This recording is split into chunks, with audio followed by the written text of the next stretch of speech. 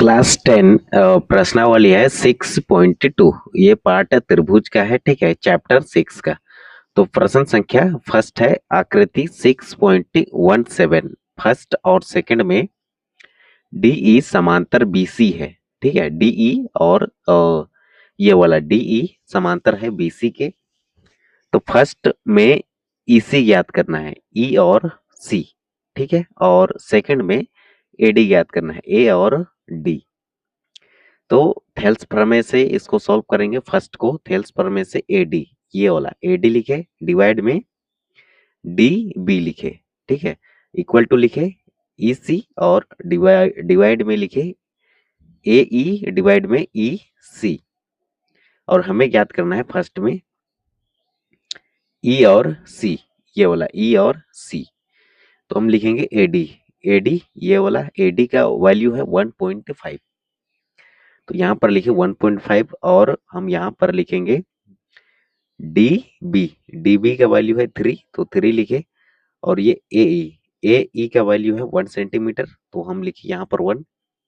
और इसी हमें ज्ञात करना है, तो हम यहाँ पर लिखेंगे क्वेश्चन मार्क या फिर इसी। अब देखो, अब इसको कैसे सोल्व करेंगे। ये जब भी न्यूमिनेटर और डिन्यूमिनेटर अंश और हर में रहे दोनों तरफ, तो ये क्रॉस मल्टीप्लीकेशन होता है। तो 1.5 का मल्टीप्लीकेशन होगा ई सी से, तो 1.5 मल्टीप्लाई में ई सी रहेगा इक्वल टू, अब 3 का मल्टीप्लाई 1 से करेंगे तो हमें 3 मिलेगा। अब देखो, ये 1.5 मल्टीप्लाई में है, इधर आएगा राइट साइड, तो ये डिवाइड में होगा। तो इसी इक्वल टू होगा 3 अपन में 1.5। अब इसको कैसे सोल्व करेंगे, हम लिखे इसी इक्वल टू, देखो ये दशमलव को हटाने के लिए न्यूमिनेटर में 1 से मल्टीप्लाई करेंगे, और दशमलव के बाद एक संख्या है तो ये यहाँ पर 0 लगाना पड़ेगा। फिर ये 10 को मल्टीप्लाई करेंगे 3 से, तो 10 या 30 होगा, और 30 को ये 15 काटेगा 2 बार में, तो ई सी का वैल्यू जो आएगा 2 आएगा। और अब सेकंड को सॉल्व करेंगे। सेकंड में भी लिखेंगे थेल्स प्रमेय से, ये होगा ए डी अपॉन में D B equal to A ई बटा में ई सी। अब बारी बारी से सबका वैल्यू रखेंगे, तो ए डी का वैल्यू नहीं है तो यहाँ पर ए डी लिखेंगे, और डी बी का वैल्यू 7.2, तो हम यहाँ बी डी के जगह पे 7.2 लिखे इक्वल टू ए ई का वैल्यू है 1.8 और ई सी का वैल्यू है 5.4, तो यहाँ पर लिखे 5.4।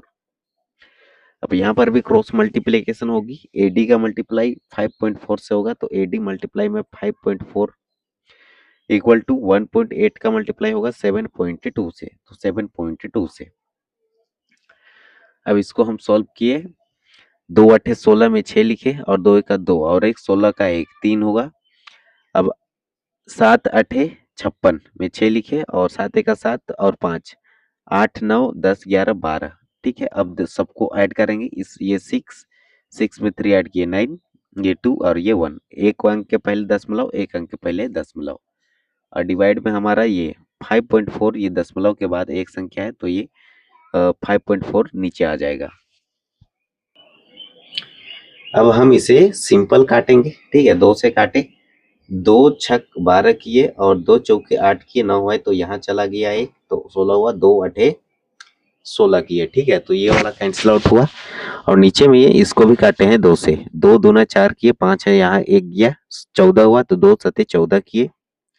अब इसको काटेंगे हम किससे, तो 3 से काटे, ठीक है, तो 3 दूना 6, 3 एक 3 किए, एक इधर चला गया, 18 हुआ, 3 छक 18 किए, और इसको काटे हैं 3 9 27, ये भी कैंसिल आउट हुआ। अब देखो, इसको फिर से हम 3 से काटे हैं, 3 7 21 किए, और 3 दूना 6 किए, ये भी कैंसिल, और 3 तिया 9 किए। अब 72 डिवाइड में 3 आया है, अब इसको भी हम काटेंगे, ठीक है। इसको 3 से काटे, 3 एक 3 किए, और 3 दूना 6 किए, और एक इधर चला गया, 12 हुआ, तो 3 चौके 12 किए, तो 2.4 मिला।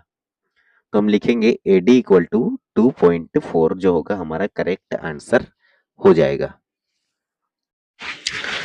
प्रश्न संख्या सेकंड है हमारा, किसी त्रिभुज पी क्यू आर की भुजाओं पी क्यू और पी आर पर क्रमशः बिंदु ई और एफ स्थित है। निम्नलिखित में से प्रत्येक स्थिति के लिए बताइए कि क्या ई एफ समांतर क्यू आर है, ये हमें बताना है। ठीक है, तो हम इसे भी लिखेंगे थेल्स प्रमेय से, और ये वाला लिखे पीई डिवाइड में ई क्यू होगा equal to P F divide में एफ आर होगा, वही चीज यहाँ पर लिखे हैं। अब पीई का वैल्यू दिया है 3.9 सेंटीमीटर और ई क्यू का वैल्यू दिया है 3 सेंटीमीटर और पी एफ का वैल्यू दिया है 3.6 सेंटीमीटर और एफ आर इक्वल टू दिया है 2.4 सेंटीमीटर। अब देखो ये वैल्यू, इसका वैल्यू यहाँ पर लिखे और ये वैल्यू नीचे होगा, ये वैल्यू यहाँ पर, ये वैल्यू यहाँ पर।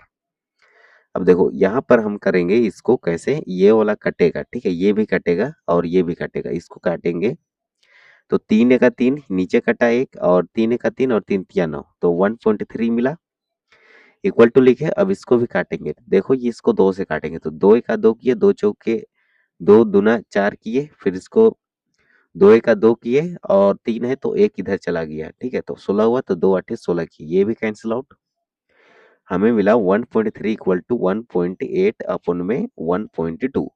अब देखो ये 1.3 लिखे इसको, अब देखो ये फिर से कटेगा, ठीक है, तो इसको काटे हम, देखो दशमलव के बाद एक संख्या, दशमलव के बाद एक संख्या, तो हम दशमलव से इसको कैंसिलेट कर देंगे, तो 2 9 18 किए और 2 छक 12 किए, 1.3 इक्वल टू आया और 3 अपन में 2।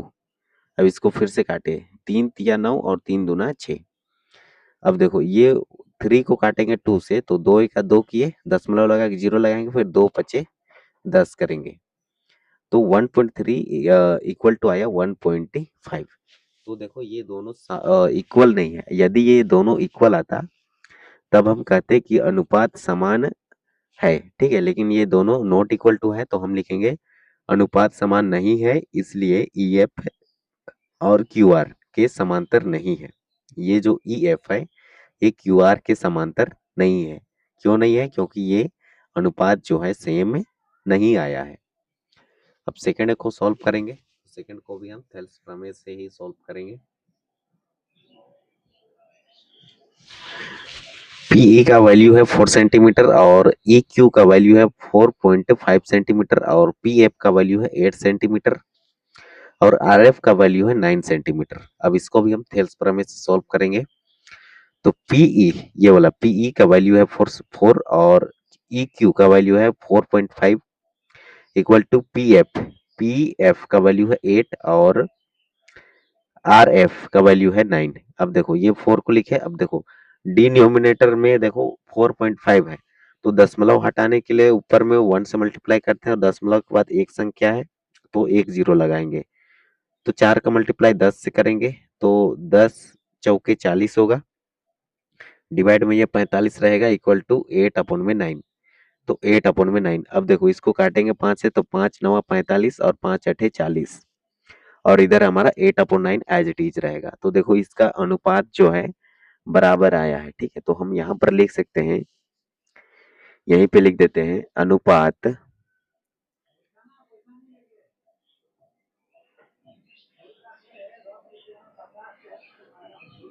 अनुपात अनुपात समान है, समान है, ठीक है, इसलिए ई एफ समांतर क्यू आर है, ठीक है, तो ये होगा इसका आंसर। और थर्ड को हम नेक्स्ट पेज में सॉल्व करेंगे। थर्ड प्रश्न है हमारा, पी क्यू इक्वल टू दिया है 1.28 सेंटीमीटर और पी आर इक्वल टू दिया है 2.56 सेंटीमीटर और पीई इक्वल टू दिया है 0.18 सेंटीमीटर और पी एफ इक्वल टू दिया है 0.36 सेंटीमीटर। अब देखो इसको भी हम थेल्स प्रमेय से सॉल्व करेंगे। ये वाला पीई लिखे, ये देखो पीई डिवाइड में होगा E Q equal to P F divide में होगा एफ आर। अब जिसका जिसका वैल्यू है उसको रखेंगे, तो पीई का वैल्यू है 0.18 डिवाइड में हमारा ई क्यू रहेगा, ई क्यू का वैल्यू हमें नहीं दिया है, ये हम फाइंड करेंगे इक्वल टू पी एफ का वैल्यू है हमारा 0.18, तो एक मिनट पीई का वैल्यू है 0.36 यहाँ पर दिया है, तो पी एफ का वैल्यू होगा यहाँ पर, ये इसका वैल्यू यहाँ लिखे, ठीक है, ये यहाँ पर लिखे, हाँ, तो 0.36 इसका वैल्यू है, और एफ आर का वैल्यू हम फाइंड करेंगे। कैसे, देखो दिया है हमें पी क्यू, देखो यहाँ पर पी और क्यू, ये यहाँ से यहाँ का दूरी दिया है 0.28 सेंटीमीटर। तो ये ई क्यू का वैल्यू निकालने के लिए ई क्यू इसको लिखे, ई और क्यू इसको लिखे। तो ये वाला वैल्यू निकालने के लिए ये पूरा का डिस्टेंस दिया है, उसमें से इस ये वाला वैल्यू को घटा देंगे, तो ये वाला वैल्यू निकल जाएगा। तो ई क्यू इक्वल टू लिखे पी क्यू, ये वाला पी और क्यू, माइनस लिखे पी और ई का वैल्यू। तो ये पी और ई का वैल्यू दिया है यहाँ पर 1.28, तो यहाँ पर लिखे 1.28 माइनस में 0.18 को घटा देंगे, 0.18 को। अब देखो 8 में 8 घटाए 0, 2 में 1 घटाए 1, और ये 1 में 0 घटाएंगे तो ये 1 ही रहेगा। तो देखो ई क्यू का वैल्यू आया 1.10। उसी प्रकार यहाँ पर एफ आर का वैल्यू निकालेंगे। कैसे, तो एफ आर का वैल्यू निकालने के लिए हम पी आर में से पी एफ घटा देंगे, तो पी आर में से पी एफ घटाएंगे। तो देखो पी और आर का वैल्यू दिया है 2.56, तो यहाँ पर लिखे 2.56 माइनस, अब देखो पी एफ का वैल्यू है 0.36, 6 में 6 घटाए 0, 5 में 3 घटाए 2, और ये 2 यहाँ पर, तो 2.20 ये मिला। अब देखो अब हम यहाँ पर ये फॉर्मूला हम अप्लाई करेंगे, तो इसका वैल्यू देखो कितना है 0.18, और नीचे में है हमारा ई क्यू का वैल्यू मिला 1.10 इक्वल टू 0.36, ये वाला वैल्यू लिखे, और एफ आर का वैल्यू निकाले 2.20। दशमलव के बाद दो संख्या, तो ये दशमलव कैंसिल आउट होगा, दशमलव के बाद दो संख्या, तो ये दशमलव भी यहाँ पर कैंसिल आउट होगा। तो वही चीज यहाँ पर दशमलव को कैंसिल आउट किए हैं, अब इसको काटेंगे। तो इसको काटे, 2 9 18 किए ऊपर का को, और नीचे का को 2 5 10, 11 है इधर आ गया, फिर 10 हुआ, 2 5 10, ये मिला इक्वल टू। अब इसको भी 2 से काटे, 2 2 1 2 किया, 2 8 16 किए, ये मिला। ठीक है, अब नीचे का काटेंगे, 2 1 2 2 1 2, और ये 0। अब ये 9 अपन में यहाँ पर ये 55 रहेगा। अब ये इसको फिर से काटेंगे इसको। ठीक है, तो 2 9 18 किए, और 2 पचे 10, एक इधर आ गया, 2 पचे 10, तो 9/55 और 9/55, तो अनुपात समान है, इसलिए पी एफ समांतर क्यू आर होगा। ठीक है, क्योंकि इसका अनुपात जो है समान है। प्रश्न संख्या 3 है हमारा, आकृति 6.18 में यदि एल एम समांतर सी बी और एल एन समांतर सी डी हो तो सिद्ध कीजिए कि ए एम डिवाइड में A B equal to A N divide में ए डी है। तो हल में लिखेंगे, सिद्ध करना है। क्या सिद्ध करना है, ए एम, देखो ए और एम डिवाइड में ए और B equal to A N और डिवाइड में ए डी। ठीक है, ये हमें सिद्ध करना है। तो हम यहाँ पर लेंगे त्रिभुज ए बी सी में दिया है। ठीक है, ये वाला ए बी और सी में क्या दिया है, एल एम, ये हो रहा एल और एम समांतर है किसके, सी बी के, सी और बी के, ये वाला ये लाइन और ये लाइन, ये दोनों समांतर है। तो यहाँ पर क्या बनेगा, ये दोनों पॉइंट समांतर है, तो हम यहाँ लिख सकते हैं ना ए एम डिवाइड में एम बी। ठीक है, ए एम डिवाइड में एम बी इक्वल टू, यहाँ पर क्या लिखेंगे, ए एल डिवाइड में एल सी। ठीक है, थेल्स प्रमेय से। तो थेल्स प्रमेय को हम आधारभूत समानुपाती प्रमेय भी कहते हैं। ठीक है, या फिर इसको डायरेक्ट थेल्स प्रमेय कहते हैं। तो पुनः हम क्या लिखेंगे, अब पुनः त्रिभुज ए डी सी लेंगे। ठीक है, ए फिर डी फिर सी। तो यहाँ पर देखो ये और ये दोनों लाइन समांतर होंगे, तो हम इसे लिखेंगे ए एन डिवाइड में एन डी और ए एल इक्वल टू लिखेंगे फिर ए एल डिवाइड में एल सी। वही चीज लिखे हैं, अब इसे समीकरण सेकंड मानेंगे, इसे फर्स्ट मानेंगे। तो ये इसके इक्वल होगा और ये इसके इक्वल होगा। ठीक है, तो ये भी थेल्स प्रमेय से लिखे हैं।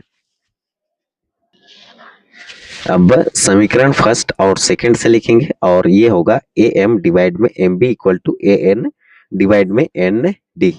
तो दोनों समीकरण का लेफ्ट साइड वाला को लिए हैं, ठीक है। अब इससे पलट देंगे तो हम इसे लिखेंगे एम बी, ठीक है। एम बी ये वाला को ऊपर ले गए और ए एम को नीचे ले आएंगे, इक्वल टू ये एन डी को ऊपर ले गए और ए एन को नीचे ला दिए, ठीक है। आप इसको ऊपर नीचे लिख सकते हैं।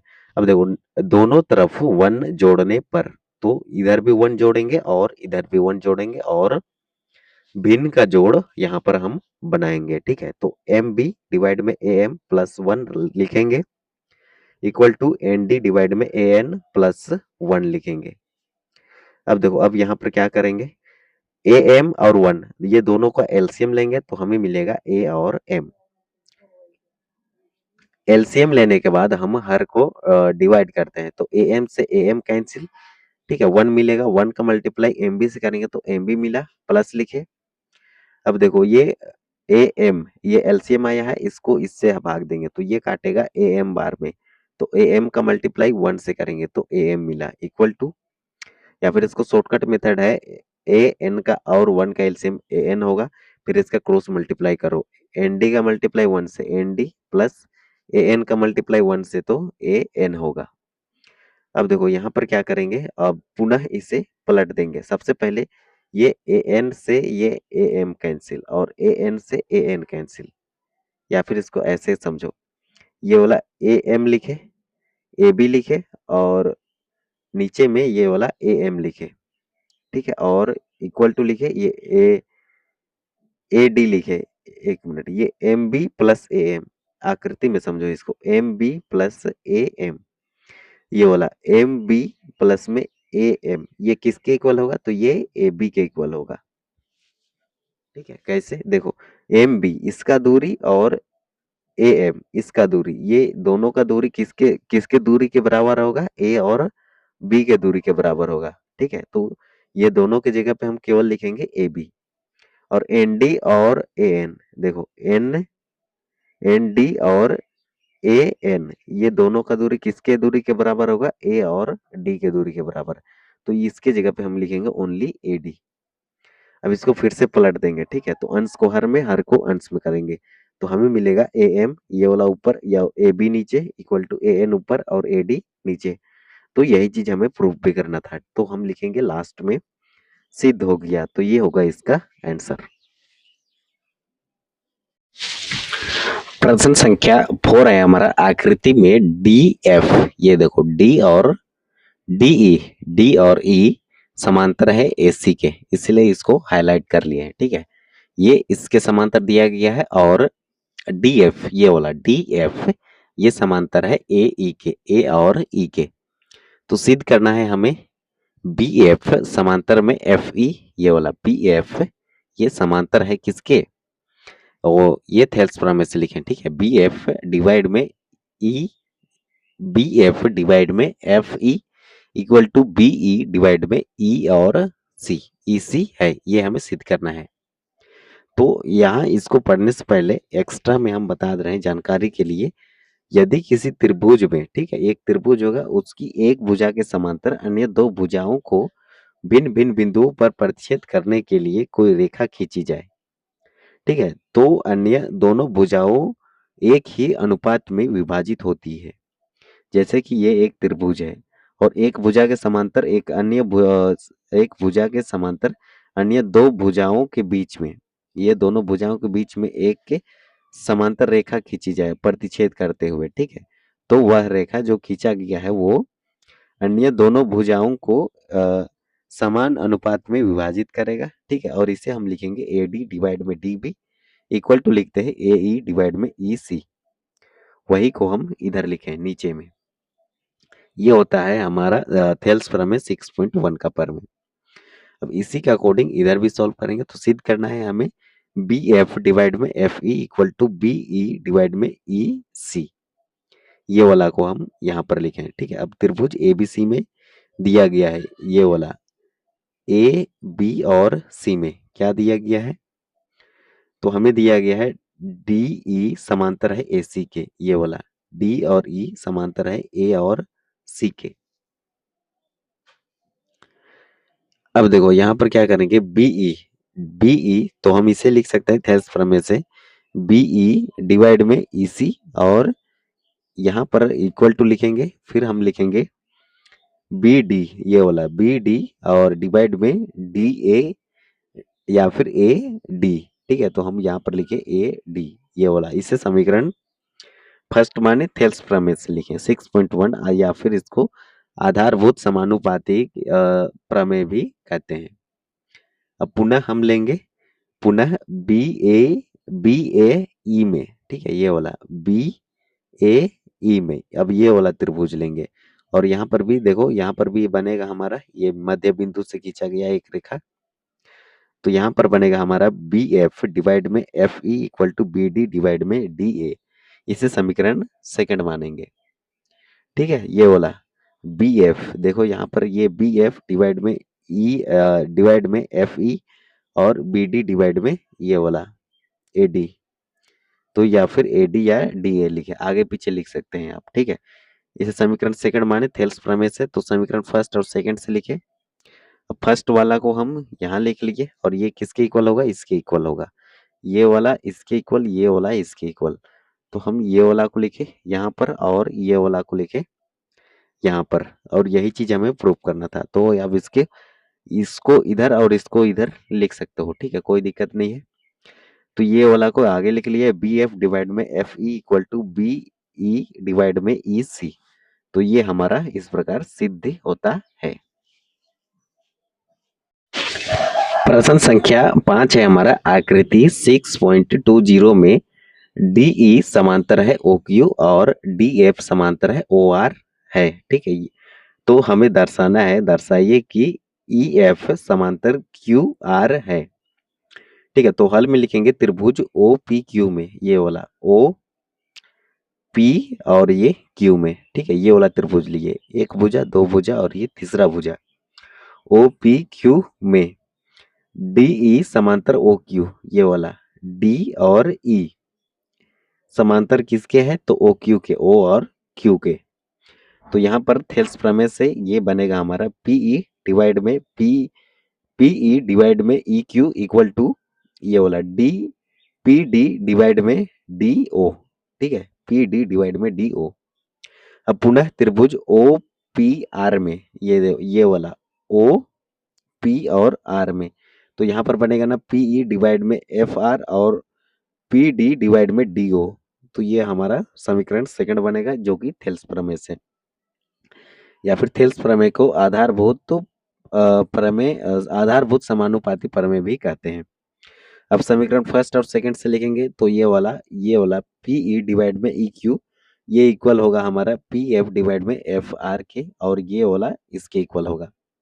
तो PE डिवाइड में EQ लिखे इक्वल टू, देखो ये वाला लिखे PF डिवाइड में FR, PF डिवाइड में FR, तो इसलिए ये दोनों इक्वल आ गया। ठीक है, तो हम लिखेंगे इसलिए PF समांतर QR होगा, क्योंकि ये थेल्स प्रमेय के विलोम से। तो ये होगा हमारा आंसर प्रश्न संख्या 5 का। अब प्रश्न संख्या 6 है हमारा, आकृति 6.21 में क्रमशः OP कोमा में OQ और OR पर स्थित बिंदु A, B और C इस प्रकार है कि AB समांतर PQ और AC समांतर PR है। दर्शाइए कि BC समांतर OR है। इसलिए अब हम इसको हल में लिखेंगे। ठीक है, हल में लिखे सिद्ध करना है। सिद्ध क्या करना है, दर्शाना है, वही हमें सिद्ध करना होता है। तो BC समांतर OR है, तो BC यहाँ पर आकृति में कहाँ पर है, ये वाला BC, और ये O और ये R। ठीक है, ये OR नहीं QR। ठीक है, ये वाला BC और ये QR, ये दोनों समांतर है, ये हमें प्रूव करना है, सिद्ध करना है। तो हम यहाँ लिखेंगे थेल्स प्रमेय के अकॉर्डिंग। ठीक है, तो त्रिभुज OPQ में, ये वाला OP और Q में, तो OPQ में AB जो होगा, ये वाला AB समांतर किसके होगा, P और Q के। ठीक है, तो यही होगा। तो यहाँ पर बनेगा हमारा OA, ये वाला OA, और डिवाइड में होगा AP। ठीक है, और इधर बनेगा हमारा OB डिवाइड में होगा BQ, तो OB डिवाइड में होगा BQ। ये थेल्स प्रमेय से या फिर आधारभूत समानुपाती प्रमेय से, दोनों सेम होता है। ठीक है, इसी का पर्यायवाची वो होता है। अब पुनः त्रिभुज ओ पी आर में, ठीक है, तो ओ पी और आर में, और तो यहाँ पर क्या होगा, ये वाला ए सी, ये वाला ए सी किसके समांतर होगा, तो पी और आर के समांतर होगा। तो यहाँ पर हम लिखेंगे ए ओ डिवाइड में क्या होगा, ओ पी होगा, ठीक है, या फिर इसको ओ ए और डिवाइड में ए पी होगा, और इधर इक्वल टू लिखे ये वाला, फिर ओ सी डिवाइड में सी आर होगा। अब इसे समीकरण सेकंड मानेंगे। अब समीकरण फर्स्ट और सेकंड से लिखेंगे। तो अब यहाँ पर देखो, ये वाला ओ बी, ये वाला, ये इसके इक्वल होगा और ये वाला इसके इक्वल होगा। तो हमें लाना है बी सी और क्यू आर, ये वाला बी सी और क्यू आर दोनों समांतर है। तो ये वाला को लेंगे ओ बी को, ये ओ बी डिवाइड में बी क्यू होगा, ओ बी डिवाइड में बी क्यू इक्वल टू, और ये ओ सी डिवाइड में सी आर होगा। तो ये वाला को वैल्यू को यहाँ लिखे और ये वाला वैल्यू को यहाँ लिखे। तो देखो, जब भी ये यहाँ पर भी थेल्स प्रमेय अप्लाई हो रहा है, ठीक है, ये दोनों का डिवाइड में इक्वल टू ये दोनों का डिवाइड में, तो हम लिख सकते हैं ना, ये कब कंडीशन सेटिस्फाई होता है, जब बी सी समांतर होगा क्यू आर के। तो वही चीज हमें फाइंड आउट करना था, बी सी समांतर है क्यू आर के, तो ये होगा इसका आंसर।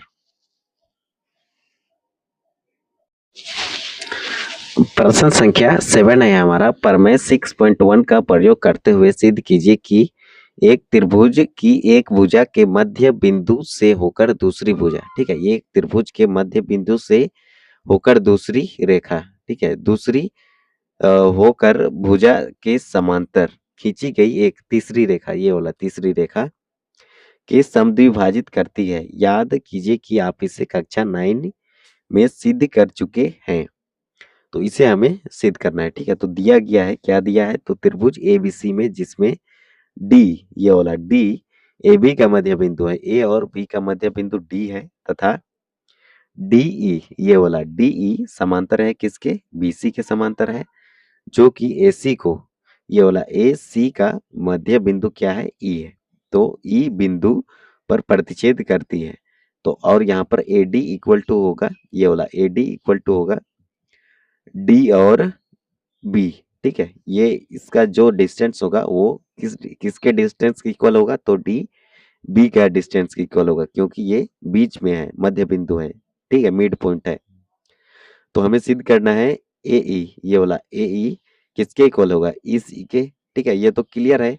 इसका मध्य बिंदु, ये ए बी का मध्य बिंदु डी है और ए सी का मध्य बिंदु ई है। तो इसका जो डिस्टेंस होगा वही डिस्टेंस इसका होगा, और इसका जो डिस्टेंस होगा वही डिस्टेंस इसका होगा। लेकिन हमको ये तो इक्वल है, इसको हमें इक्वल सिद्ध करना है। तो हम लिखेंगे यहाँ पर थेल्स प्रमेय से, ये वाला डीई, ये वाला डीई समांतर है किसके, बीसी के, ठीक है जी। अब देखो, ये इसको हम लिखेंगे ना ए ई डिवाइड में ई सी, ये वाला ए ई डिवाइड में ई सी, और इधर होगा हमारा ए डी डिवाइड में डी बी, ठीक है। अब देखो, यहाँ पर ए ई को लिखे और ई सी को लिखे। अब ए ई के जगह पे क्या लिख सकते हैं, ए और ई के जगह पे हम लिख सकते हैं ये वाला ए ई, ये ए ई लिखे और ई सी लिखे equal to A D, A D किसके इक्वल है, बी डी के। तो ए डी के जगह बी डी लिखे और ये वाला बी डी रहेगा। अब ये बी डी से ये बी डी कैंसिल, ठीक है। अब यहाँ पर क्या मिला, 1/1 मतलब 1। अब देखो, यहाँ पर जब भी आंसर में रहे दोनों तरफ, तो ये क्रॉस मल्टीप्लीकेशन होगा, तो ए ई का मल्टीप्लाई होगा 1 से, तो ए ई मिला, और ई सी का मल्टीप्लाई होगा 1 से, तो ई सी मिलेगा। तो हमें मिला E C equal to A E equal to E C, ठीक है। तो ए ई इक्वल टू ई सी, तो यही चीज हमें प्रूव करना था, ये दोनों का डिस्टेंस इक्वल होता है, तो हमें मिल गया। तो ये होगा इसका आंसर, और हम लिखेंगे यहाँ पर सिद्ध हो गया। प्रश्न संख्या 8 है हमारा, प्रमेय 6.2 का प्रयोग करते हुए सिद्ध कीजिए कि एक त्रिभुज की किन्हीं दो भुजाओं के मध्य बिंदुओं को मिलाने वाली रेखा तीसरी भुजा के समांतर होती है। याद कीजिए कि आप कक्षा 9 में ऐसा कर चुके हैं, ठीक है। तो ये जो त्रिभुज दिया गया है, इसको 6.2 प्रमेय से प्रूव करना है, सिद्ध करना है। तो हल में लिखेंगे, मान लिया कि ए बी सी में, ये वाला ए बी सी में डी तथा ई, ये वाला डी और ई, ए बी, ए और बी तथा ए और सी का, ए बी का मध्य बिंदु डी होगा और ए सी का मध्य बिंदु ई होगा, वही चीज मध्य बिंदु है लिखे हैं। और डी ई, ये वाला डी और ई को मिलाए, ये दोनों को क्या कर दिए, मिला दिए। अब हमें सिद्ध क्या करना है, सिद्ध करना है ये वाला डी ई, ये वाला डी ई समांतर किसके है, बी और सी के, ये चीज हमें प्रूव करना है। तो डी भुजा ए बी तथा ई भुजा ए सी का मध्य बिंदु है, तो यहाँ इसलिए लिखे। और डी जो है ए बी का मध्य बिंदु है और ई जो है ए सी का मध्य बिंदु है। अब ये होगा A D equal to D B, ये वाला ए डी का जो डिस्टेंस होगा वही डिस्टेंस होगा डी बी का, और ए ई का जो डिस्टेंस होगा वही डिस्टेंस होगा ई और सी का।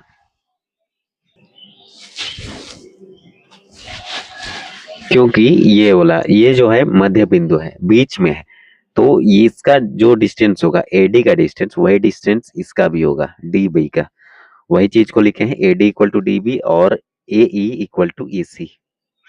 तो ए डी लिखे, अब यहाँ पर थेल्स प्रमेय अप्लाई होगा, तो ए डी लिखे, ये वाला ए डी डिवाइड में डी बी होगा इक्वल टू, या फिर इसको ए डी डिवाइड में डी बी लिखे। अब देखो ए डी का जो डिस्टेंस होगा वही डिस्टेंस डी बी का होगा, तो ए डी की जगह पे हम लिखेंगे ऊपर में टी बी और ये डी बी रहेगा, तो इससे ये कैंसिल, वन मिला। और ए डी अपॉन में D B is equal to, ये किसके इक्वल होगा, तो ये वन के इक्वल होगा, तो इस यहाँ पर हम इसे समीकरण फर्स्ट मानेंगे।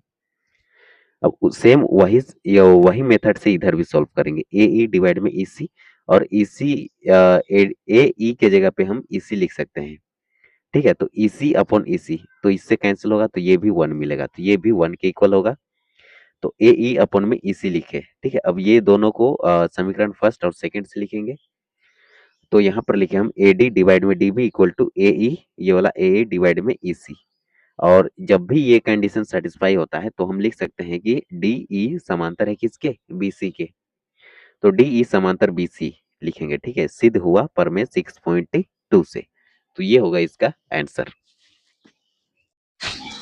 प्रश्न संख्या 9 है हमारा, ए बी सी डी एक समलंब है जिसमें ए बी समांतर डी सी है, और तथा इसके विकर्ण, विकर्ण मतलब ये वाला डायगोनल, ठीक है, परस्पर बिंदु ओ पर प्रतिच्छेद करते हैं, ये वाला बिंदु ओ पर प्रतिच्छेद करते हैं, दर्शाना है हमें ए डी, ये वाला ए और डी, ये ए डी अपॉन में D B, A D A और डी डिवाइड में बी और डी, ठीक है, ए डी और बी डी इक्वल टू होगा सी ओ, ये वाला सी ओ डिवाइड में होगा डी ओ, ठीक है। ओ ये हमें दर्शाना है, तो हल में लिखेंगे, मान लिया कि ए बी सी डी एक समलंब है, ये हमें दिया गया है, जिसमें ए बी, ये वाला ए और बी समांतर किसके हैं, डी और सी के, तथा इसके विकर्ण परस्पर ओ बिंदु पर प्रतिच्छेद करते हैं, मतलब इसके जो विकर्ण है ये कहाँ पर इंटरसेक्ट करता है, तो ओ बिंदु पर एकदम बीच में, ठीक है, यहाँ पर। तो हमें सिद्ध करना है, सिद्ध क्या क्या करना है, तो ए ओ, ये वाला ए ओ डिवाइड में बी ओ, ठीक है, और डी इक्वल टू फिर सी ओ, ये वाला सी ओ डिवाइड में डी ओ, ये हमें सिद्ध करना है। अब यहाँ कंस्ट्रक्शन करेंगे, रचना करेंगे, तो ओ से ये वाला बिंदु ओ यहाँ पर, ठीक है, तो ओ ई समांतर ए बी, ये वाला ओ ई समांतर ए और बी, ये और ये इसको मिलाएंगे रचना में, ठीक है, और ये बनेगा हमारा ओ ई समांतर ए बी। फिर यहाँ से ओ ई समांतर डी सी भी बनेगा, ठीक है, ये चीज हम यहाँ पर लिखे। अब यहाँ पर पुनः त्रिभुज ए डी सी लेंगे, ए डी और सी, ये वाला त्रिभुज लेंगे, तो यहाँ पर बनेगा ना ओ ई समांतर डी सी, ये वाला ओ ई समांतर डी और सी। तो सिंस यहाँ पर हम लिख सकते हैं ए ई डिवाइड में E D equal to A O divide में ओ सी, ये समीकरण फर्स्ट लिखेंगे थेल्स प्रमेय से।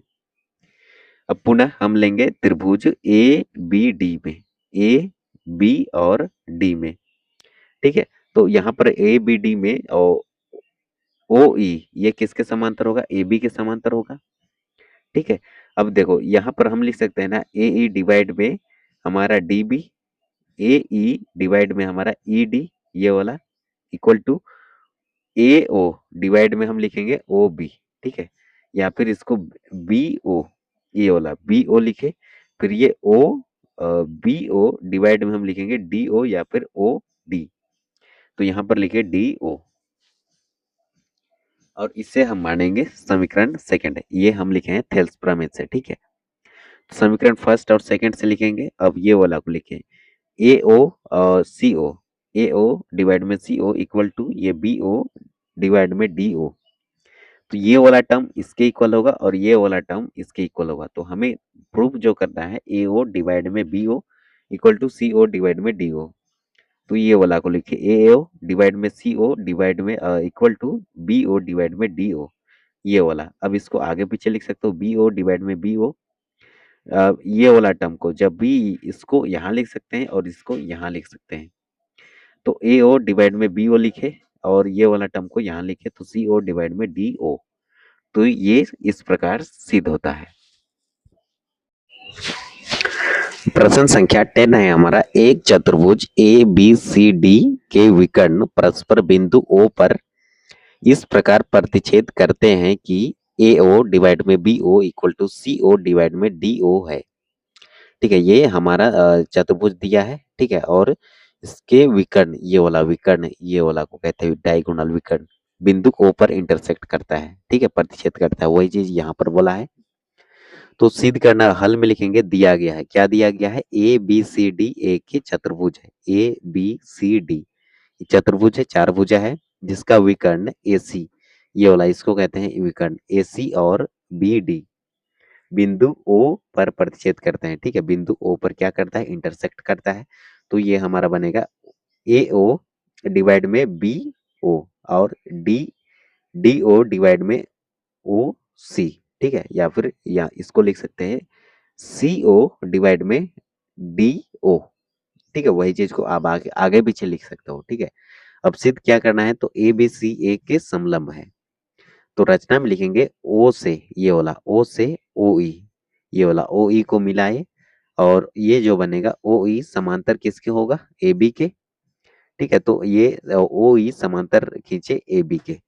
तो यहाँ पर हम थेल्स प्रमेय का अप्लाई करके हम लिख सकते हैं ए ई डिवाइड में ये वाला ए डी और ये बी ओ डिवाइड में ओ डी, ठीक है। तो वही चीज को यहाँ लिखे हैं, ए ई लिखे फिर डिवाइड में ई डी लिखे इक्वल टू लिखे फिर बी ओ लिखे फिर डिवाइड में डी ओ लिख सकते हैं या फिर ओ डी लिखे। तो हम यहाँ लिखे हैं डी ओ, इसे समीकरण फर्स्ट मानेंगे और ये हम लिखे हैं थेल्स प्रमेय से, मतलब आधारभूत समानुपाती प्रमेय से। परंतु दिया गया है, हमें क्या दिया गया है, हमें दिया है ए ओ डिवाइड में B O equal to C O divide में D O, A O divide में B O equal to C O divide में डी ओ, ये हमें दिया गया है। तो हम इसे लिख सकते हैं ए ओ डिवाइड में ये वाला टर्म को यहाँ लिख सकते हैं और ये वाला टर्म को यहाँ लिख सकते हैं क्योंकि दोनों इक्वल है, ठीक है। तो ये वाला बी ए ओ डिवाइड में ये वाला को यहाँ लिखे और ये वाला को यहाँ लिखे तो ये मिलेगा हमें समीकरण सेकंड है, इसे मानेंगे। अब समीकरण फर्स्ट और सेकंड से लिखेंगे तो ये देखो, ये जो होगा इसके इक्वल होगा और ये वाला टर्म इसके इक्वल होगा। तो ये वाला टर्म को हम यहाँ लिखे ए ई डिवाइड में ई डी इक्वल टू ये वाला को लिखे ए ओ और डिवाइड में C O, A O divide में सी ओ। तो ये यहाँ पर हम यहाँ पर आकृति में देखेंगे तो ए डिवाइड में ई डी, ठीक है, और इक्वल टू दिया है ए ओ डिवाइड में सी ओ। तो हम लिख सकते हैं ना ई ओ जो समांतर होगा किसके, डी सी के। तो हम यहाँ लिखेंगे ई ओ समांतर डी सी और ये भी किसके समांतर होगा, मतलब ये ए बी के भी तो समांतर होगा, ठीक है। तो ये समांतर ए बी लिखेंगे तो ए बी समांतर डी सी भी लिख सकते हो। तो अतः ये समलंब है। तो ये होगा इसका आंसर प्रश्न संख्या 10 का।